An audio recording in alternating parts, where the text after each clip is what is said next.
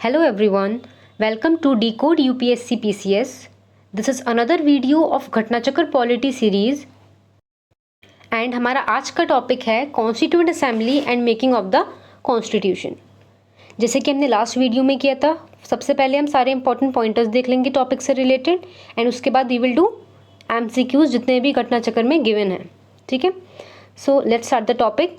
First formal demand जो हुई थी कॉन्स्टिट्यूएंट असेंबली की, it was made by Swaraj party. Formal demand in 1934। इनसे पहले M.N. Roy was the first person जिन्होंने कॉन्स्टिट्यूएंट असेंबली बनाने की बात की थी, बट फॉर्मली डिमांड किसने की थी? It was Swaraj party.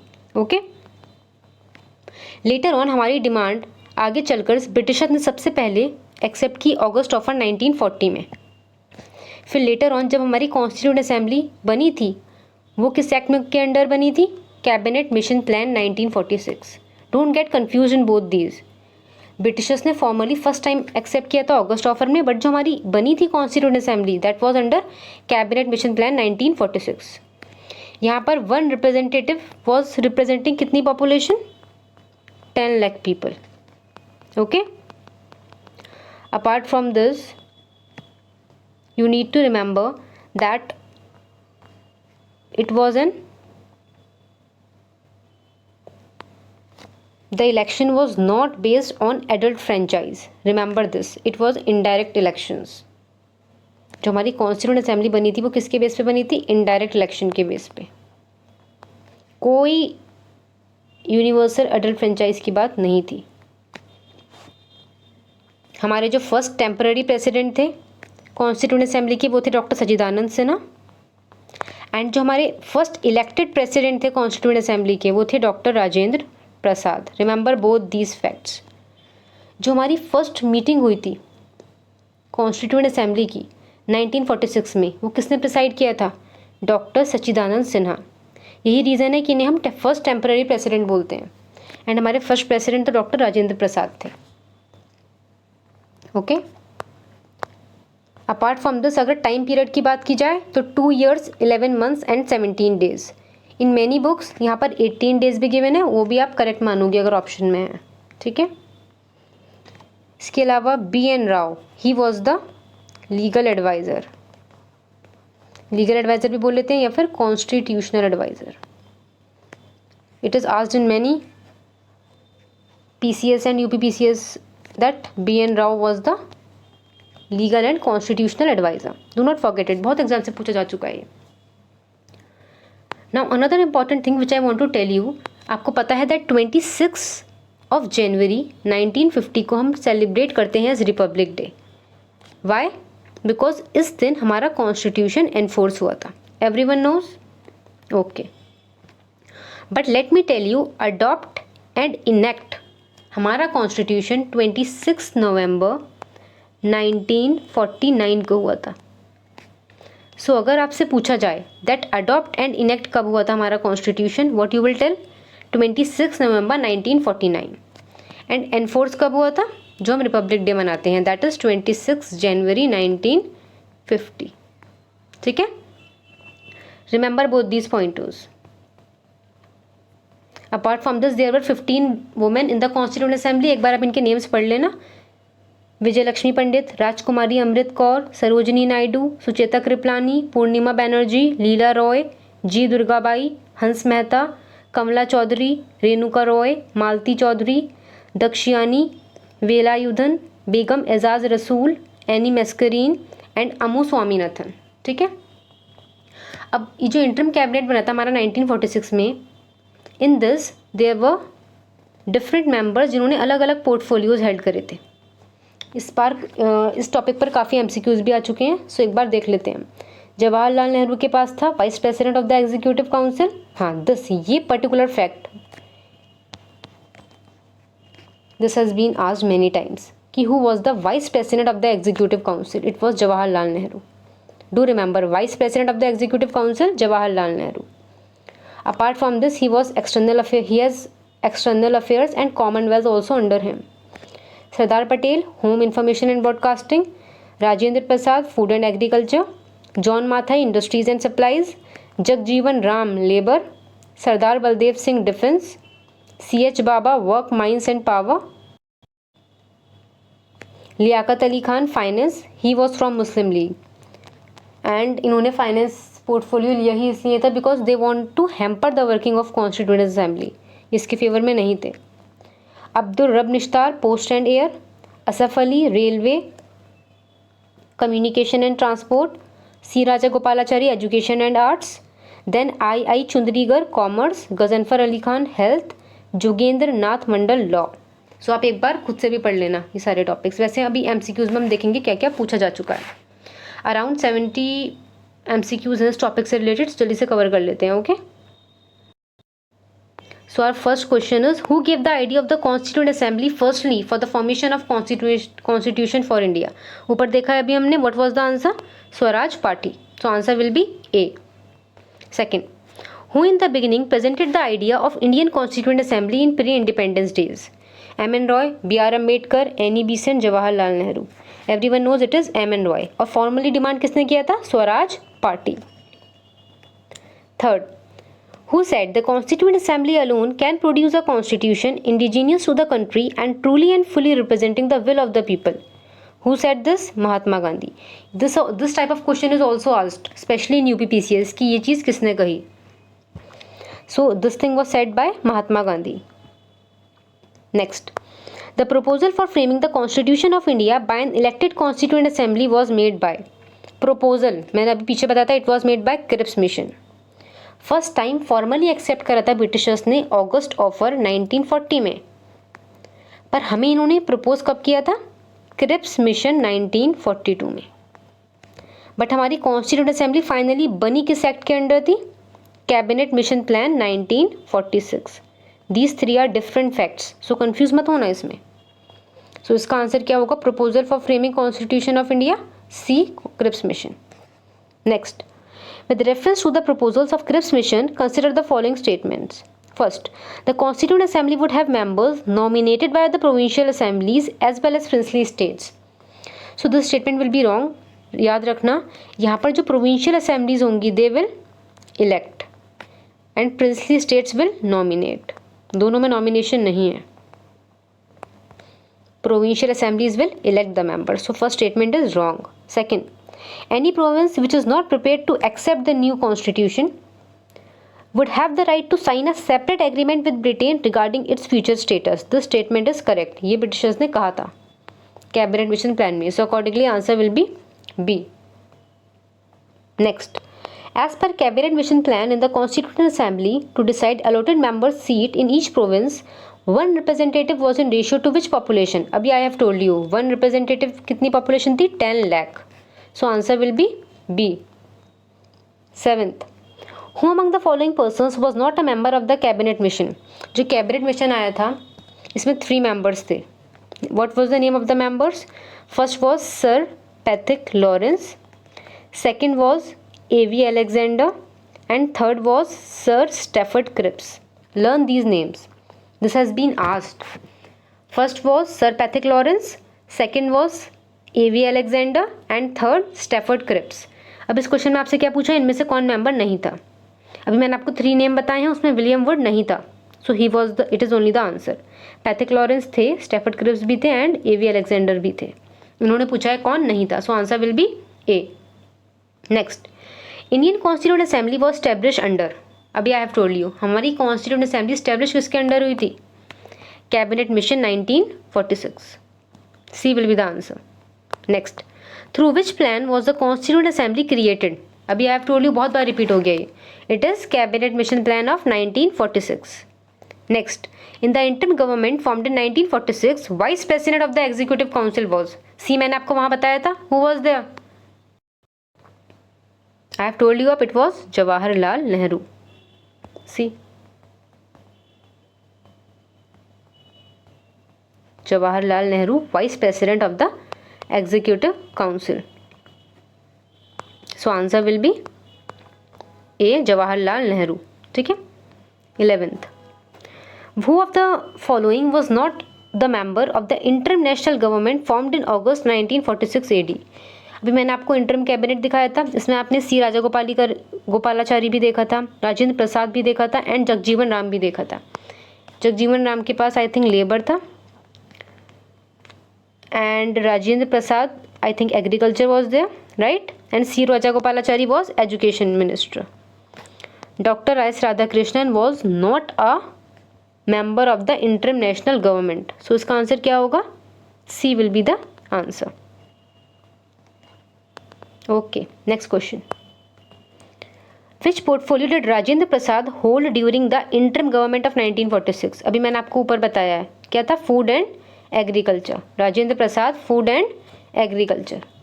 Next, the first interim national government was announced on, this is a pure fact, learn it, 24 August 1946 को. A is the correct answer. Our first interim national government was announced 24 August 1946.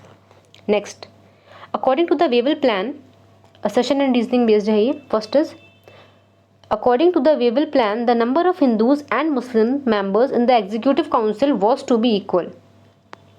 Okay, अगर आपने Wavell plan पढ़ा है तो इसमें ऐसा था that Hindu and Muslim दोनों को इक्वल परसेंटेज, इक्वल रिप्रेजेंटेशन दिया था. रीज़न क्या बोल रहे हैं? Wavell thought that this arrangement would have avoided the partition of India. अब आप खुद सोचो, Wavell was a britisher. Britishers क्या थे इस मूड में दैट पार्टीशन को अवॉइड किया जाए? Were they doing that much efforts? So reason is wrong here. Answer will be C. A is true but R is false. Basically Wavell plan में Hindu and Muslims को equal representation इसलिए दिया गया था because उस time पर जितने भी कॉन्स्टिट्यूशनल एंड पॉलिटिकल डेडलॉक्स थे हिंदू एंड मुस्लिम के बीच वो सॉल्व हो जाए. This was the main motive कि उन्हें इक्वल रिप्रेजेंटेशन दिया था. Clear? So answer will be C. A is true but R is false. Next, which of the following statements is are true with relation to Constituent Assembly? Assembly was based on adult suffrage. अभी हमने starting में ही पढ़ा था. No. The assembly was a result of direct election. No. क्या था इसमें? जो हमारी प्रोविंशियल असेंबलीज थी they were doing the, tell me, अभी in the starting I have told you. Provincial assemblies क्या कर रही थी एंड जो प्रिंसली स्टेट्स थी वो कैसे कर रही थी. You will tell me in the comment section this thing. Second is wrong. Third, assembly was a multi party body. Yes, members were there from different parties. Fourth, assembly work through various committees. Yes, कोई भी assembly है उसकी working में committees assist कर ही सकती हैं and हमारी constituent assembly में भी असेंबलीज में वो committees did worked. So answer will be C. Next, which of the following statements are correct regarding the Constituent Assembly? First is, it was not based on adult franchise. ये बात तो सही है, it was not based on adult franchise. C, कितना बड़ा खेल है not का. अभी in the last question they asked it was based on adult franchise. वो हमने गलत मान लिया था. यहाँ they are saying it was not based on adult franchise. This will be correct. It resulted from direct election. No, no direct election. It was not a multi-party body. Wrong. It was a multi-party body because members were there from different parties. It worked through several committees. Yes, this is correct. तो बस A and D are correct. Accordingly, answer will be A. Next question. Which one among the following is an incorrect statement about the Constituent Assembly? Basically, A, B, C, D में one statement is incorrect and three are correct. First, it worked with the help of large numbers of committees, the most important among them being the drafting committee. Yes. Minority communities like Christians, Anglo-Indians, Parsis were adequately represented in the assembly. Yes. It was elected on the basis of universal adult franchise. I think ये हम काफ़ी बार पढ़ चुके हैं. This is wrong. No universal adult franchise. So accordingly यही हमारा answer हो जाएगा. D है, its electoral process was based on 6th schedule of the Act of 1935 which allowed for a restricted franchise based on tax, property and educational qualification. Obviously universal red franchise नहीं था, restricted franchise था. सो D भी correct है. Accordingly हमारा इसका answer है सी, क्योंकि उन्होंने यहाँ पे हमसे इनकरेक्ट पूछा है. Answer will be C. It was not based on universal adult franchise. Next, members of the constituent assembly who drafted the Indian constitution were, I told you, elected by the legislative assemblies of various provinces. Do remember, elected by legislative assemblies. Next, with reference to the Indian history, the members of the Constituent Assembly from the provinces were, बिल्कुल same है last question की तरह ही, elected by provincial legislative assemblies. Next,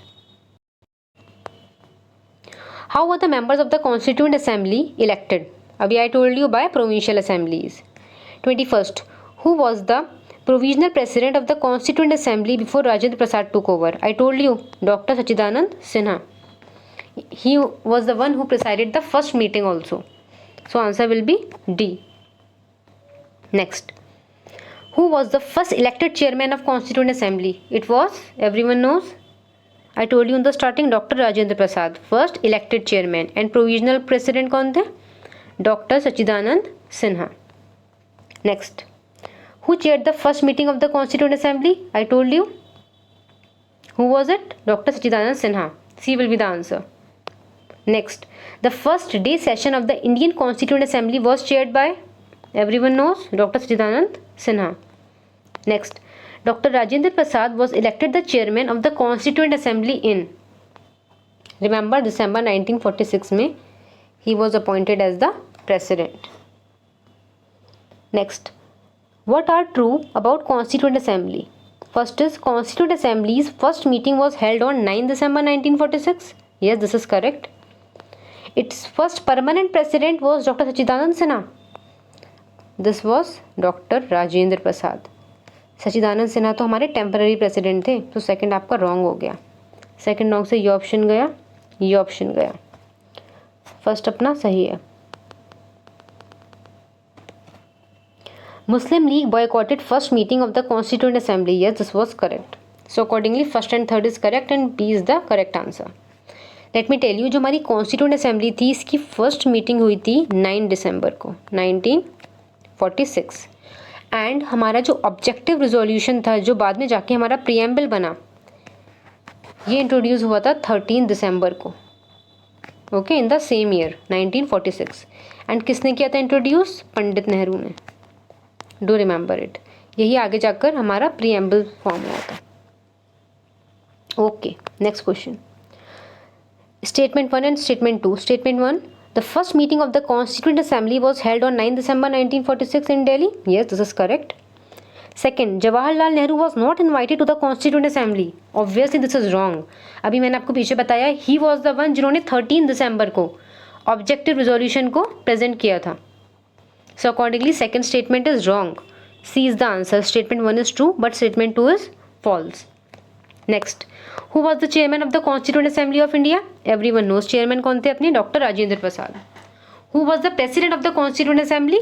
doctor Rajendra Prasad. चाहे chairman पूछे या president पूछे, it is doctor Rajendra Prasad. And temporary president Sachchidananda Sinha. Next. Who was the first deputy chairman of the Constituent Assembly? Doctor Sachidanand. He was the provisional president. First nominated deputy chairman, this is a new fact. Do remember, it is Frank Anthony. First nominated deputy chairman, Frank Anthony. D will be the correct answer. 31st. Constituent Assembly of India was established on, I told you, 9 December 1946 को ये establish हुई थी. And 13 दिसंबर को मैंने क्या बताया था? Objective resolution introduce हुआ था. Next. The first session of constituent assembly, I told you 9 December 1946. Very important, बहुत बार रिपीट हुआ है. First session of constituent assembly 9 December 1946. Next. When was the Constituent Assembly established? Again, December 1946 will be the answer, A. Next. When was the first session of the Constituent Assembly held? Again, same question, 9 December 1946. Next. When did the Indian Constituent Assembly met for the first time? Again, same question. Are you seeing how many times it is being repeated? 9 December 1946. Next. In which meeting of the Constituent Assembly of India did Jawaharlal Nehru lead the objective resolution? मैंने आपको बताया है अभी that 13 दिसंबर को हुई थी ये चीज़. Jawaharlal Nehru presented the idea of objective resolution. But ये कौन सी मीटिंग थी हमारी कॉन्स्टिट्यूएंट असेंबली की? It was 5th meeting. See कितनी डिटेल में पूछा जा चुका है ये. When did Nehru introduce the objective resolution in the constituent assembly? This is 13 December 1946. Next. The resolution for giving a constitution to India was adopted. See adopt पूछा है, so adopt में क्या आएगा? 22 जनवरी 1947.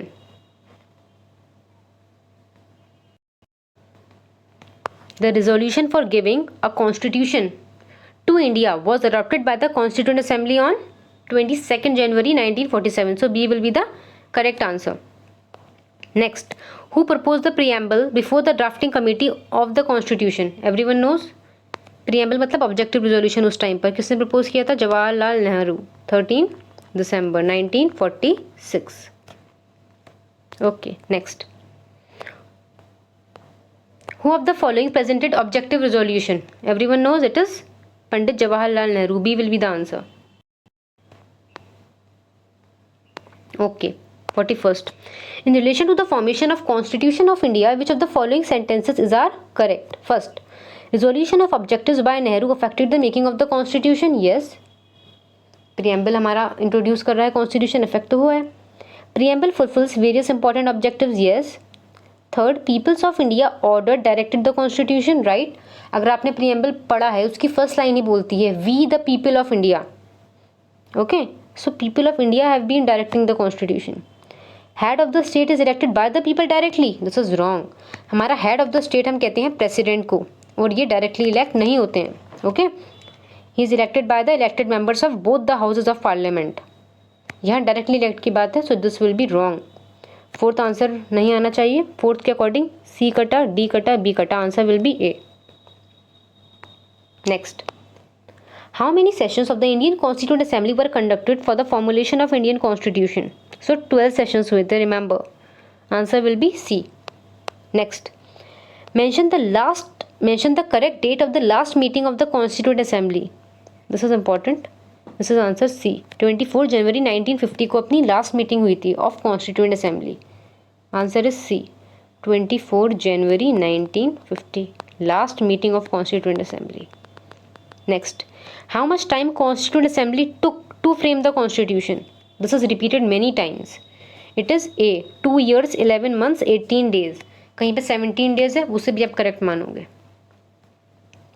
What was the duration in the making of the constitution? Again same, 2 years 11 months 18 days.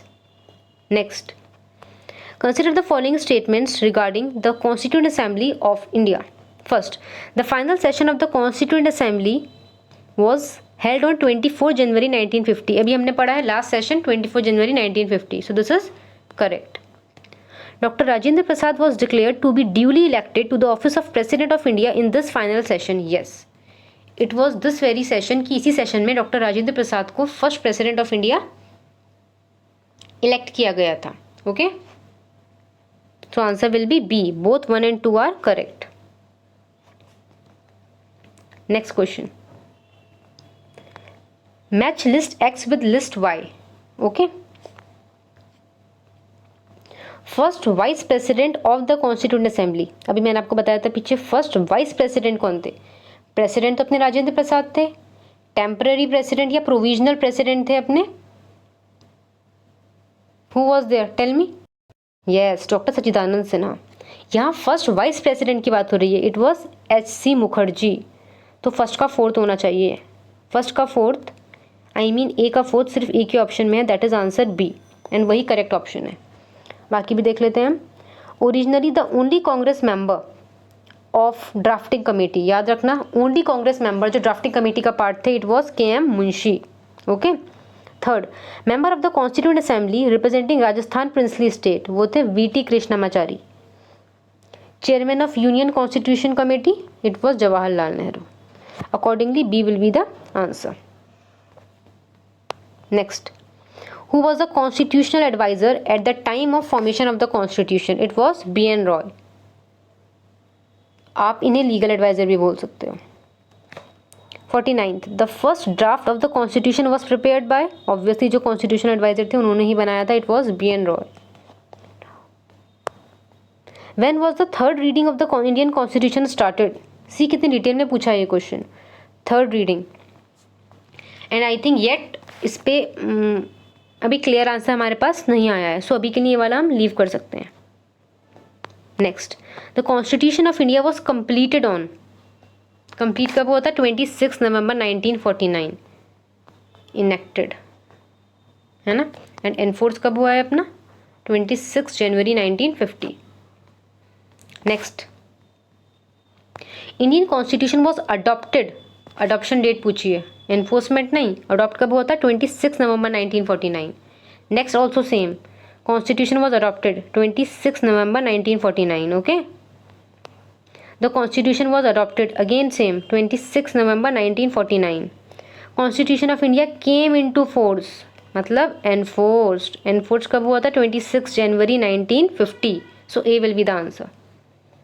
Next, constitution of India came into force, again same, 26 January 1950। January 26 was selected as the date for the inauguration of the constitution because हमने क्यों choose किए date? जब हमारा constitution 26 नवंबर 1949 को बन गया था, हमने उसे एनफोर्स इस डेट पर क्यों किया?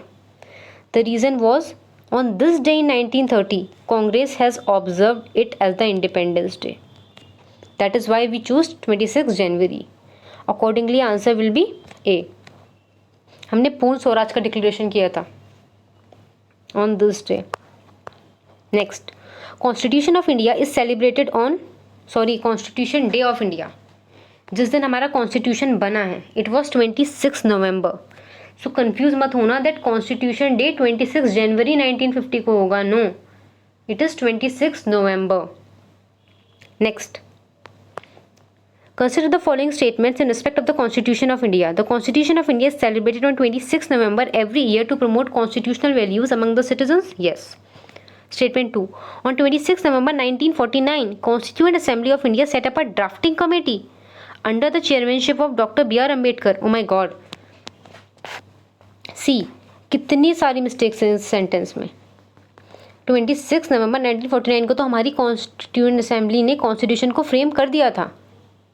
ये बोल रहे हैं इस दिन ड्राफ्टिंग कमेटी बनी थी. Clearly wrong. Okay, so answer will be, first statement is correct and second is incorrect, so answer will be C. Next, Indian constitution was adopted by, किसने अडॉप्ट किया था? ऑब्वियसली कॉन्स्टिट्यूएंट असेंबली ने. Answer will be A. Next, the constitution of India was enacted on 26 नवंबर 1949 by constituent assembly. Answer will be A. Next, the constitution of India was adopted and enacted. C, dates कितनी बार पूछी हैं? Adopted and enacted 26 नवंबर, और अगर enforce की पूछी जाती date, it is 26 January 1950. Next, consider the following events and arrange these in the correct chronological order from earliest to the last. Appointment of the drafting committee. C, drafting committee पहले ही appoint हो गई थी, हम तभी तो जाके आगे कॉन्स्टिट्यूशन बना. So it was in 1947. Second है, Indian constitution was adopted and enacted. हम इतनी देर से बात कर रहे हैं, इट इज़ 1949 में 26 नवंबर. Date of commencement of the constitution, it is 26 January 1950. Constituent assembly first met 9 December 1946. So accordingly सबसे पहले क्या चीज़ हुई है? हमारी constituent assembly first met. Fourth पहले आना चाहिए, ए या सी में से कुछ है. उसके बाद में हुआ है अपना appointment of drafting committee. Fourth के बाद 1 आना चाहिए, दोनों में ही है. देन 1949 वाली चीज़, Indian constitution was adopted and enacted. So fourth and first के बाद सेकंड आना चाहिए. Answer will be A. This is how you reach the answer. Okay, next, B R Ambedkar was elected to the constituent assembly from, do you remember, Bombay. He was elected from Bombay Presidency. B.R. Ambedkar is a very important figure because he was the chairman of the drafting committee. Next, year of birth and death of B.R. Ambedkar. See, this is 1891 was birth year and death year 1956. Memorize it. 1891 birth year and 1956 death year. Next, the discussion in the third roundtable conference eventually led to the passing of the Government of India Act 1935. Yes, 1935 से पहले there were 3 roundtable conferences and third के बाद ही इन्होंने government of India act 1935 release किया था. So first is correct. Second, the government of India act 1935 provided for the establishment of an all India federation to be based on the union of the provinces of British India and princely states. ये हमने last acts वाले video में भी cover किया है detail में, all acts. So if you have any doubt related to acts, you can watch that video.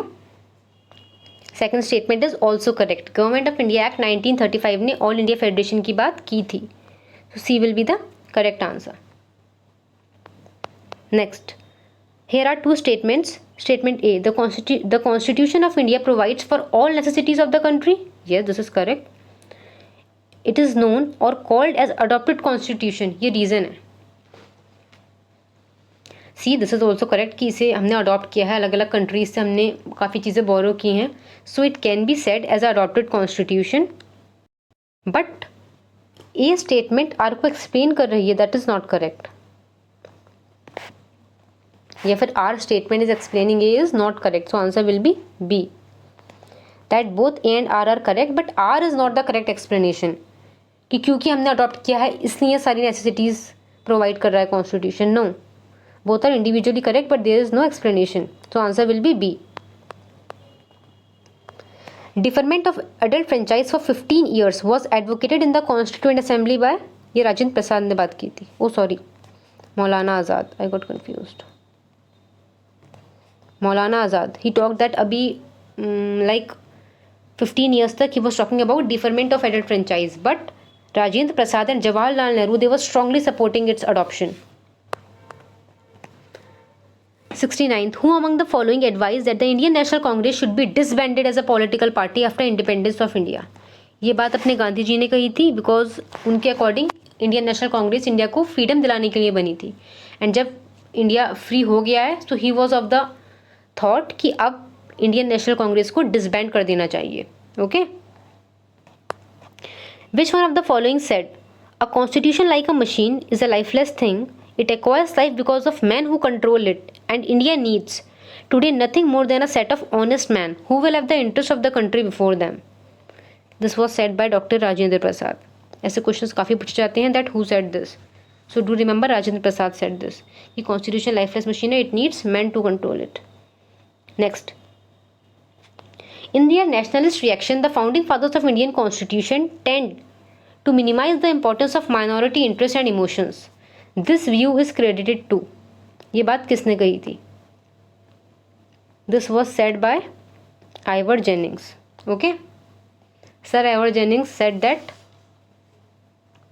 हमारे constitution में माइनॉरिटीज़ की इंपॉर्टेंस को मिनिमाइज किया गया है. Next, constituent assembly was Congress and India was and Congress was India. ये बात की गई थी ग्रैनविल ऑस्टिन ने. This is very important. Granville Austin की काफ़ी बातें पूछी जा चुकी हैं. That who said this. Constituent assembly was Congress and Congress was India was said by Granville Austin. So A is the answer. How many women members were there in the Indian constituent assembly? In the beginning only I told you there were 15. So today we have covered all the MCQs related to this topic of Constituent Assembly and making of the Constitution. ठीक है. I hope you all are watching it. You are liking the content. Stay tuned for the next video of the series. Thank you.